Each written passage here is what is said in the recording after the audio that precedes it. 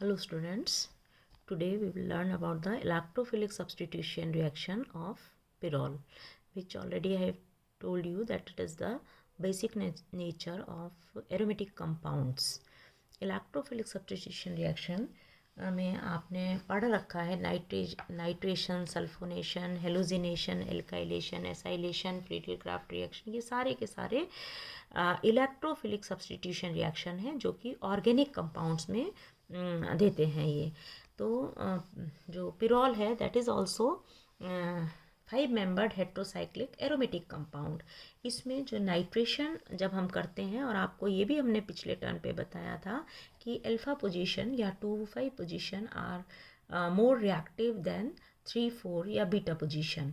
तो नाइट्रेशन में जब हम पिरोल जो है उसकी रिएक्शन NH, इसकी रिएक्शन HNO3 नाइट्रिक एसिड से करवाते हैं इन presence of acetic anhydride CH3COO COCO मतलब होल ट्वाइस है ना। एसिटिक एनहाइड्राइड जब बना लेते हैं, एसिटिक एसिड से एनहाइड्राइड बनता है। इसकी जब कोल्ड में ही, ठंडे में ही हम रिएक्शन करवाते हैं तो 2 पोजीशन पर नाइट्रेशन हो जाता है। इसका सेकंड नंबर पोजीशन पर ही, मतलब एसिड की प्रेजेंस में नाइट्रिक एसिड से जब रिएक्शन करवाते हैं, क्योंकि ये बहुत इजीली इलेक्ट्रोफिलिक सब्स्टिट्यूशन रिएक्शन देते हैं, तो माइल्ड कंडीशन में ही रिएक्शन हो जाती है और हमको जो मिलता है दैट इज़ 2-नाइट्रोपिरोल, ये कंपाउंड मिल जाता है नाइट्रेशन पर। इसी तरह से सेकंड जो है इसका इलेक्ट्रोफिलिक सब्स्टिट्यूशन रिएक्शन अगर सल्फोनेशन करवाएं, सल्फोनेशन जो है pyrrole can be sulphonated NH, this can be sulphonated with sulphur trioxide SO3 in presence of pyridine and 100 degree centigrade पर अगर हम इसको पिरिडीन के साथ हीट करते हैं that it yields pyrrole 2 sulphonic acid. 2 position पे SO3H ग्रुप आ जाता है, पिरोल 2 सल्फोनिक एसिड। आपने पहले ये पढ़ रखा है कि जो लाइक यहाँ पर जब नाइट्रेशन हमने कराया था तो इलेक्ट्रोफाइल, इन दोनों से हमारा जो इलेक्ट्रोफाइल मिलता है वो होता है NO2 पॉजिटिव, ये हमारा इलेक्ट्रोफाइल था, है ना, NO2 पॉजिटिव। और यहाँ पर SO3 ही इलेक्ट्रोफाइल की तरह से बिहेव कर रहा है, जबकि इस पर कोई पॉजिटिव चार्ज नहीं है, लेकिन फिर भी ये इलेक्ट्रोफाइल की तरह से बिहेव करता है। और ये रिवर्सिबल रिएक्शन है। आप जानते हैं कि इसको हम साथ साथ में जैसे ही प्रोडक्ट बनता है उसको रिमूव करते चले जाते हैं। इस पर देखिए इलेक्ट्रोफिलिक सब्स्टिट्यूशन रिएक्शन जो है उसकी मैं आपको एक बार मैकेनिज्म बता दूं। जैसे मान लीजिए हमें सल्फोनेशन करवाना है या हेलोजिनेशन करवाना है, सपोज है ना। हेलोजिनेशन करवाने के लिए हम पिरोल जो है उसकी रिएक्शन किसी भी हेलोजन से XYZ, कोई भी ब्रोमीन, क्लोरीन, ब्रोमीन, आयोडीन, कोई भी जो होता है उसकी रिएक्शन करवाते हैं। तो सबसे पहले हमको इलेक्ट्रोफाइल चाहिए। इलेक्ट्रोफिलिक रिएक्शन का मतलब है इलेक्ट्रोफाइल। इलेक्ट्रोफाइल मतलब जहाँ पर, क्योंकि ये एरोमेटिक कंपाउंड है, इसमें 6 पाई इलेक्ट्रॉन्स का क्लोज सिस्टम है, मतलब इलेक्ट्रॉन्स अबेंडेंट में प्रेजेंट है, खूब सारे इलेक्ट्रॉन है, तो इलेक्ट्रोफाइल इससे इलेक्ट्रॉन लेगा, मतलब इलेक्ट्रोफाइल आएगा और प्रोटॉन को सब्सटीट्यूट कर देगा और खुद इससे जुड़ जाएगा, तभी सब्सटीट्यूशन रिएक्शन कहलाती है ना। जैसे मान लीजिए हमारे पास ये है NHA और इसका मतलब यहाँ पर CH सब में एक एक कार्बन पर, मतलब इस कार्बन पर एक एक हाइड्रोजन प्रेजेंट है। अब मान लीजिए यहाँ पर कोई भी हेलोनियम आयन है ना, ये बनता कैसे है। जैसे मान लीजिए क्लोरीन है, उसकी रिएक्शन हम करवाते हैं किसी भी हेलोजन कैरियर से, AlCl3 से रिएक्शन करवाएं, है ना। इनिशियली ये हमारा हेलोनियम आयन मिलता है, तो हेलोजन की रिएक्शन किसी भी हेलोजन कैरियर से करवाते हैं, तो यहाँ से इसका क्लीवेज हो जाता है हेट्रोलिटिक क्लीवेज, इसकी प्रेजेंस में हेट्रोलिटिक क्लीवेज हो जाता है। ये इलेक्ट्रॉन लेके इस पर नेगेटिव चार्ज आ जाएगा, इस पर पॉजिटिव चार्ज आ जाएगा, तो Cl पॉजिटिव तो यहाँ बच गया, और प्लस ये AlCl3 था, एक और आ गया Cl4 और माइनस आया तो AlCl4 माइनस बन गया है ना, ये हेलोजन कैरियर हो गया और ये हमारे पास इलेक्ट्रोफाइल मिल गया। ठीक है, इसी तरह से नाइट्रिक एसिड और एसिड एस्टर से नाइट्रिक एसिड की रिएक्शन एसिड की प्रेजेंस में करते हैं तो इलेक्ट्रोफाइल हमें क्या मिलता है, नाइट्रोनियम आयन। ठीक है, ऐसे ही मान लीजिए हमको एल्काइलेशन करवाना है तो RX इसकी हेलोजन कैरियर के साथ रिएक्शन करवाएंगे तो ये तो AlCl4 है ना, या जो भी, अगर मान लीजिए यहाँ पर क्लोरीन है तो AlCl4 माइनस आ जाएगा और प्लस हमको क्या मिल जाएगा, R पॉजिटिव। तो ये हमारा क्या बन गया, मतलब Cl तो इधर आ गया नेगेटिव लेके और ये पॉजिटिव बच गया तो R पॉजिटिव, ये हमारा इलेक्ट्रोफाइल हो गया है ना।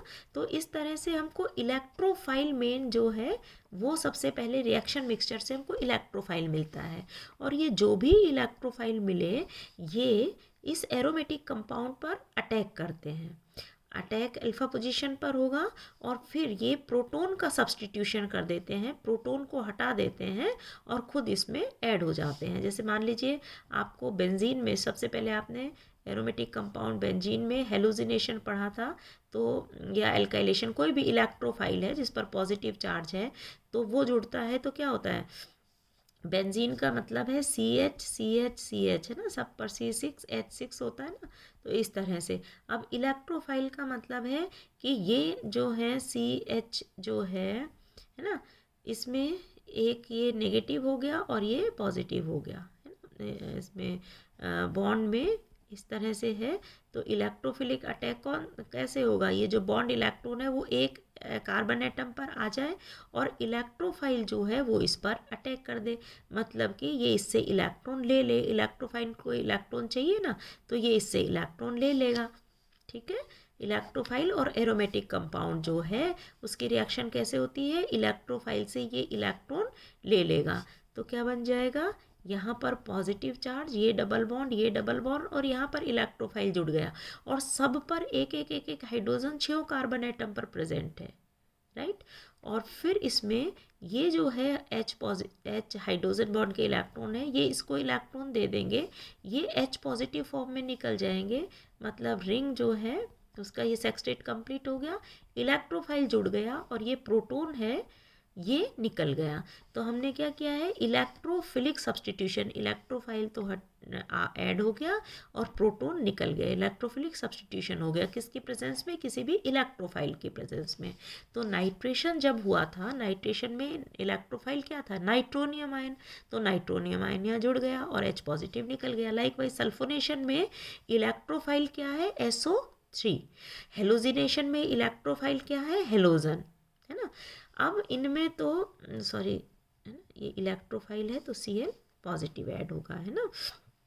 यहाँ पर हुआ था ना ये AlCl4 हेलोजन पॉजिटिव या सॉरी एल्किल ग्रुप पॉजिटिव या कार्बोनियम आयन या हेलोनियम आयन, है ना, ओनियम लग जाता है ये।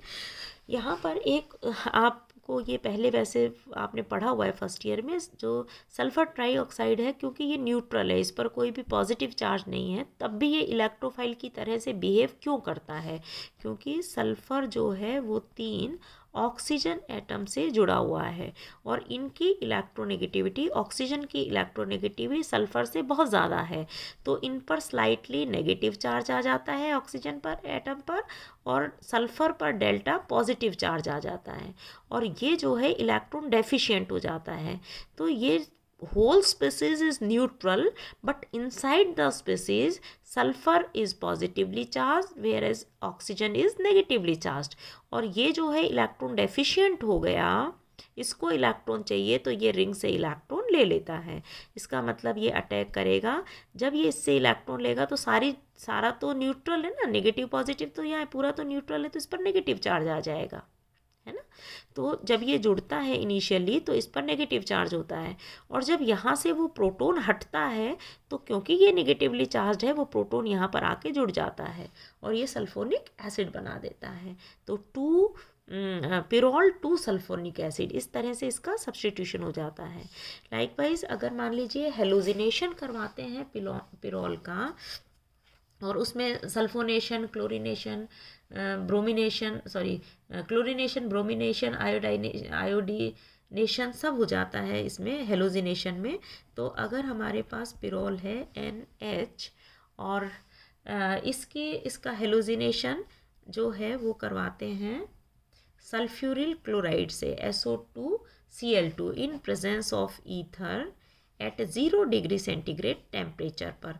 बहुत माइल्ड कंडीशन हम रखते हैं क्योंकि इसकी रिएक्टिविटी ज़्यादा है, तो इस पे 2-क्लोरोपिरोल बन जाता है, ठीक है। लेकिन अगर मान लीजिए इसकी कंडीशन थोड़ा सा विग्रस रिएक्शन होती है, हमको इसको कंट्रोल करना पड़ता है। मान लीजिए सल्फ्यूरिल क्लोराइड की ही रिएक्शन हम सिंपली करते हैं तो जनरली इसमें चारों पोजीशन पर हेलोजिनेशन हो जाता है। जैसे मान लीजिए आपने पिरोल जो है इसकी रिएक्शन करवाई ब्रोमीन और एसिटिक एसिड से, मिथेनॉल से, ब्रोमीन और मिथेनॉल से रिएक्शन करवाते हैं तो NH और इसमें 2, 3, 4, 5 टेट्रा ब्रोमोपिरोल, 2, 3, 4, 5 टेट्रा ब्रोमोपिरोल,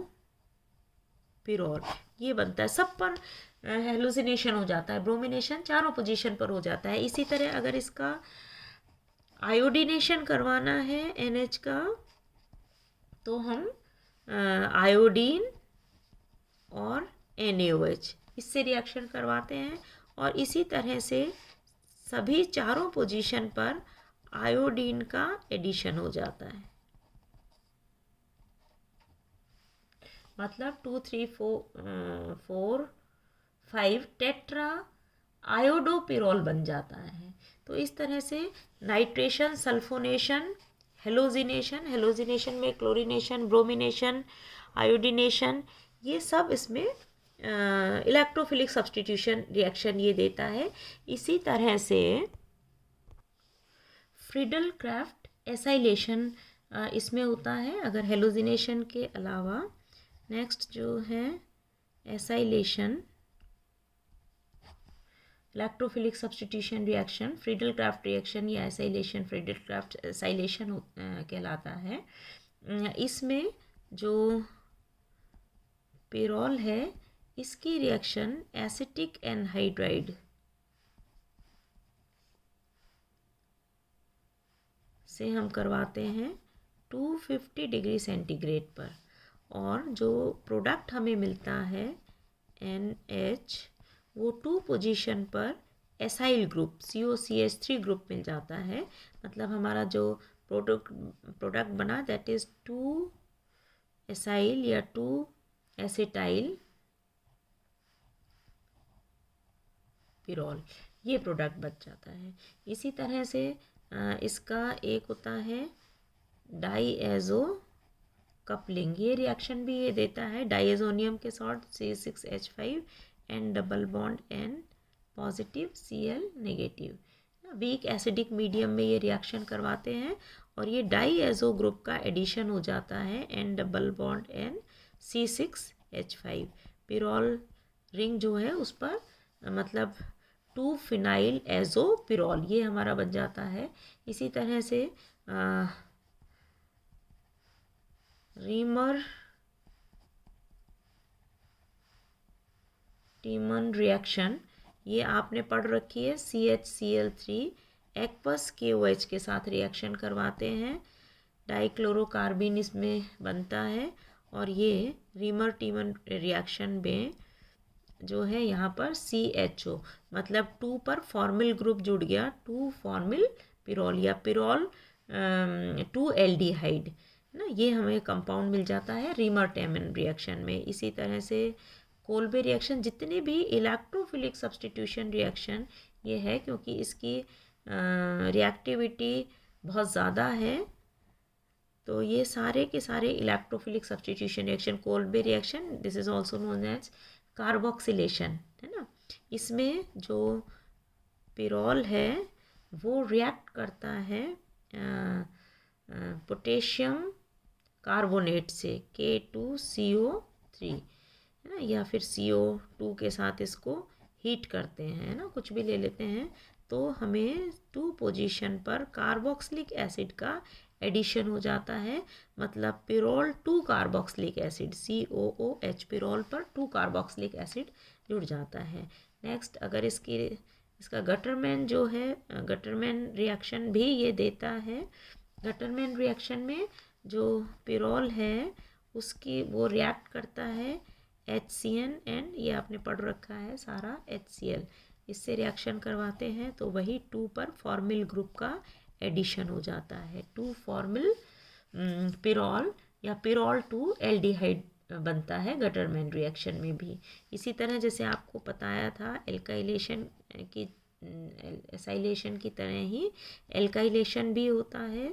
RX से जब रिएक्शन करवाते हैं या कुछ भी, जैसे मान लीजिए आपने मिथाइल आयोडाइड ले लिया 60 डिग्री सेंटीग्रेड पर, या एसाइलेशन में CH3COCl ले लेते हैं 80 डिग्री सेंटीग्रेड पर, तो कोई भी जो ये रिएक्शन करवाते हैं उसमें N जो है उसके इस पोजीशन पर CH3 ग्रुप ये लग जाता है 2 मिथाइल पिरोल, ठीक है। या एसाइलेशन अगर हम करवा रहे हैं, एल्काइलेशन ये हो गया, अगर एसाइलेशन करवा रहे हैं तो क्या बन जाएगा 2 एसाइल COCH3, 2 एसाइल, 2 मिथाइल या 2 एसाइल, एल्काइलेशन करवाएंगे तो 2 मिथाइल, एसाइलेशन करवाएंगे तो 2 एसाइल पिरोल बन जाता है। ऐसे ही हॉबिन-हॉश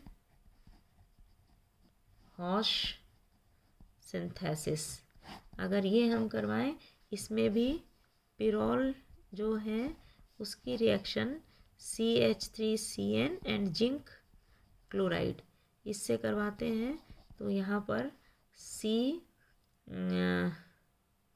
डबल बॉन्ड NH ये इससे जुड़ जाता है, sorry C double bond NH and this is CH3 NH ये रहता है, इस अल्फा कार्बन एटम से NH ये जुड़ जाता है, और इसका जब हाइड्रोलिसिस करवाते हैं तो एसाइल ग्रुप का एडिशन हो जाता है NH और ये COCH3, 2 एसाइल पिरोल बन जाता है।